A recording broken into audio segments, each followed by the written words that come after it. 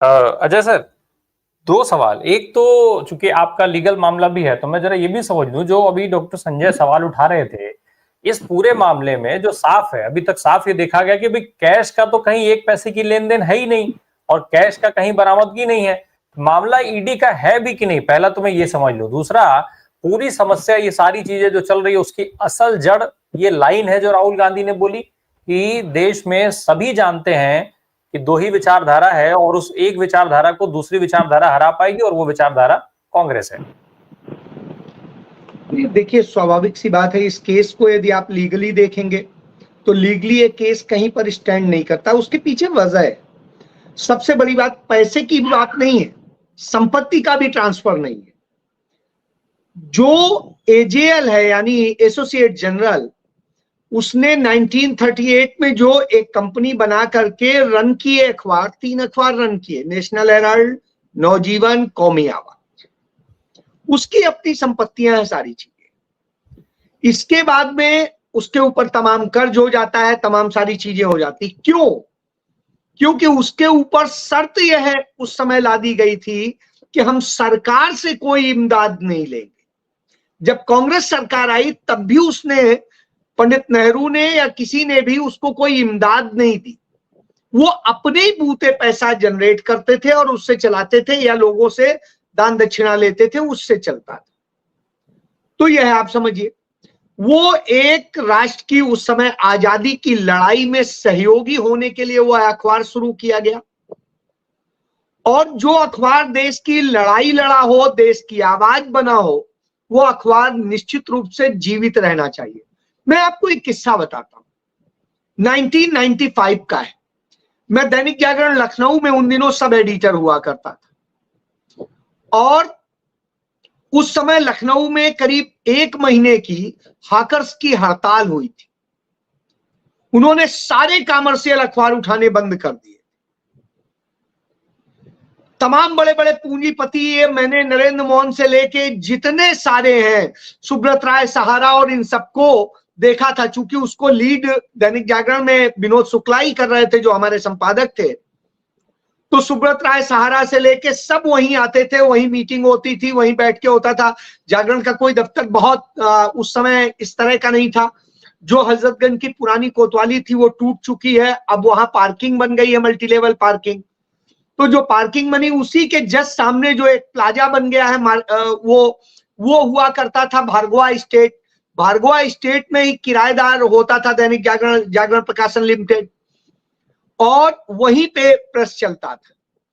तो वहां उतनी वो नहीं होती, लेकिन ऐसे में बैठ के उन छोटे छोटे हॉकर्स के सामने, उस समय मुन्ना अध्यक्ष थे। मुझे आज नहीं पता है कि वो किस स्थिति में है, लेकिन मेरे बड़ी अच्छी मित्रता है उनसे। तो मुन्ना जो थे वो पूरा ये हालत पे ले आए थे कि मैं ये बता रहा हूं कि गरीब की ताकत कितनी होती है। वो हॉकर जो कुछ परसेंट पे काम करता था, उसने झुका दिया। पांव पकड़ रहे थे ये अखबारों के मालिक, बड़े बड़े मालिक। और मुन्ना ने पूरे हिंदुस्तान में सबसे ज्यादा कमीशन हॉकर्स को देने का लखनऊ में कराया। सबसे ज्यादा छुट्टियां लखनऊ में अखबार में होने लगी। होली, दीपावली और न जाने कितनी, टोटल 14 छुट्टियां होती थी साल में अखबार की। अब आप सोच लीजिए, कहीं पूरे हिंदुस्तान में नहीं होती। इस तरह से बहुत सारी चीजें हुई। उनको तमाम चीजें दी गई। उन्हें यह भी हुआ कि कैसे साइकिल किस किस उस क्राइटेरिया के हिसाब से मदद के लिए दी जाएगी, क्या क्या और चीजें देंगे उनके लिए, कोर्स बनेगा, और वो सारी पहलू। उस दौरान सिर्फ एक ही अखबार चल रहा था और सब कोई उसको वही खोजता था, और उसका नाम था नेशनल हेराल्ड, नवजीवन, कौमी आवाज। आज उस नेशनल हेराल्ड की जितनी प्रॉपर्टी थी, उसमें 80% प्रॉपर्टी पर कब्जा हो चुका है। कैसर, और सबसे महंगे इलाके में, कैसरबाग इलाके में है वो। एक तरफ सरकारी आईएएस आईपीएस और दूसरे सीनियर ऑफिशियल्स की कॉलोनी है, दूसरी तरफ वो है। तो आप यह समझिए कि जितना कुछ वहां पर वो था, उसमें एक तो कब्जा हो गया। दूसरा यह था कि ये सारी साजिशें इसीलिए हुई इन पूंजीपतियों के लिए जिससे आगे कभी कोई बात हो तो ये गरीब तबका कभी उठ के इतना मजबूत होके ना खड़ा हो जाए कि हम सिर्फ अब नवजीवन और नेशनल हेराल्ड और कौमी आवाज देंगे, बाकी नहीं देंगे। तो उस अखबार को खत्म करने की साजिश तब से चली गई। तो बहरहाल वो तो मैंने एक बैकग्राउंड बताया जो पर्सनल नॉलेज का था। अब मैं आता हूं कि उन दिनों हम सभी जितने एम्प्लॉइज थे, जो इस समय दैनिक जागरण के पूरे ग्रुप एडिटर हैं, विष्णु प्रकाश त्रिपाठी वो भी हमारे साथी सीनियर सब एडिटर थे, वो भी उनको भी था कि वो सबसे कहा गया कितने कितने अखबार रोज जो है करोगे डालोगे और ये करोगे। 25 अखबार मिनिमम थे, तो 25 मुझे भी लेने पड़े थे। मैं भी 25 अब क्या डालता जाके, तो मैं क्या करता था, चूंकि मेरे पिताजी पुलिस अफसर थे तो मैं इसका ये लाभ उठाता था, घर लेता जाता था और वहां पे पिताजी को ही पकड़ा देता था, उनकी जीप में रख देता था, तो ड्राइवर अपना वहीं जो है पुलिस वालों के बीच में अपना कर देता था। मुझे जो पैसे जमा करने थे मैंने कर दिए। लेकिन ये बता रहा हूं, यह तरीके अपनाए गए थे। ये लोग बड़े बड़े पत्रकार जो है अखबार डालते घूम रहे थे। ये हालत पे ला दिया था गरीब ने, और ये नेशनल हेराल्ड की ताकत थी जिसके बूते वो खड़े थे। बहरहाल नेशनल हेराल्ड को खत्म कर दिया गया, कर्ज में फंसा दिया गया, बहुत सारी चीजें हुई। क्या है कारण, बहुत सारे पे मैं नहीं जाऊंगा। मैं अब आता हूं मेन मुद्दे पे। जो इतना कर्ज में फंसा, बुरी स्थितियों में था, अपने कर्मचारियों की सैलरी नहीं दे पा रहा था, तमाम कोर्ट में केसेस थे, तमाम सारी ये चीजें थी। ऐसी स्थिति में क्यों नहीं भारत की आजादी की लड़ाई लड़ने वाले उस अखबार को फिर से खड़ा किया जाए। और जब यह सोचा जा रहा था उस वक्त में, अब आप सोचिए, राहुल गांधी ने एक नई पहल की। महात्मा गांधी की यंग इंडिया हुआ करती थी, और महात्मा गांधी के उसी यंग इंडिया से प्रेरित यंग इंडिया के नाम से प्राइवेट लिमिटेड जो कंपनी बनी, वो कंपनी एक्ट में जो रजिस्टर्ड है उसके रजिस्ट्रेशन में है कि वो प्रॉफिट लेने वाली कंपनी नहीं है।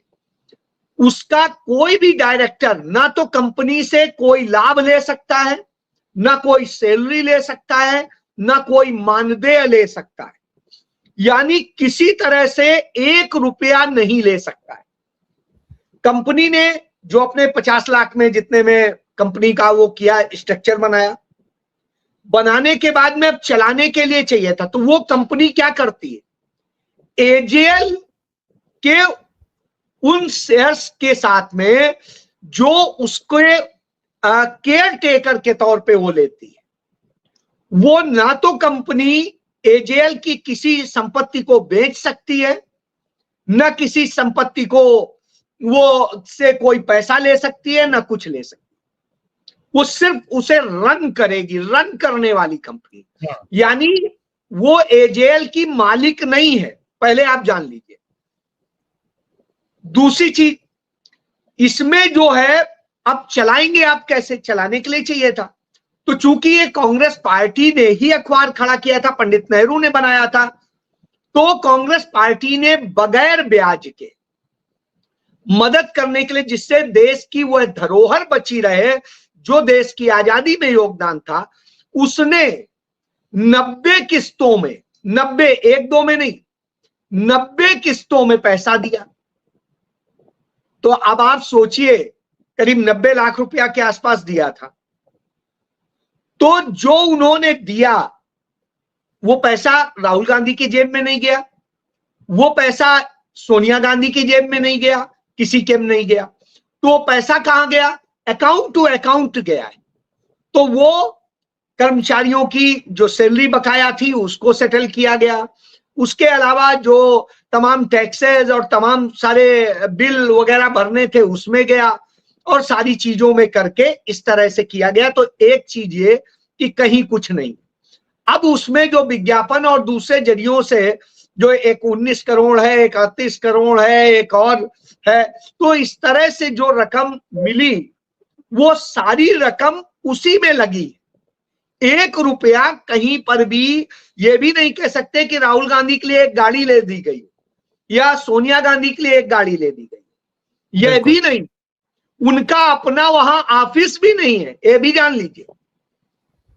तो उसको जो पैसा आया वो पैसा इसमें किया गया।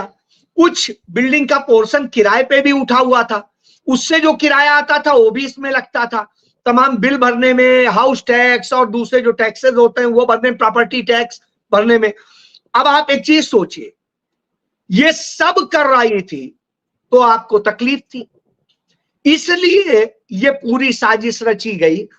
तो जहां 1 रुपया का न ट्रांसफर है, न 1 रुपए की संपत्ति का ट्रांसफर है, साहब मनी लॉन्ड्रिंग कैसे हो गई? पीएमएलए एक्ट में कहता है कि इनमें से 2 चीजें तो नेसेसरी हैं, तो ये कहां ट्रांसफर हो? बिल्कुल। तो जब यही नहीं है तो केस ही नहीं स्टैंड करता है, केस स्टैंड नहीं करता है। लेकिन ये हुआ क्यों, बस ये बता के खत्म करूंगा। असल में नरेंद्र मोदी की जो नब्ज है वो गुजरात में है। यदि गुजरात में कांग्रेस मजबूत हो गई और कल के दिन सत्ता में आ गई, तो उनके अडानी अंबानी जैसे तमाम सारे लोग जिनको देश की सुरक्षा से जुड़ी हुई और दूसरी सब तमाम सारी वह संपत्तियां, वह चीजें सौंप दी गई हैं, वो राज्य सरकार के अधीन आती है, क्योंकि जो लैंड है वो स्टेट गवर्नमेंट के अंडर में। तो साहब ऐसी स्थिति में सबसे बड़ा खतरा वहां है कि वो जो इन्होंने अवैध तौर पे सारे काम किए हैं उनकी समीक्षा हो गई तो इनका खेल बिगड़ जाएगा।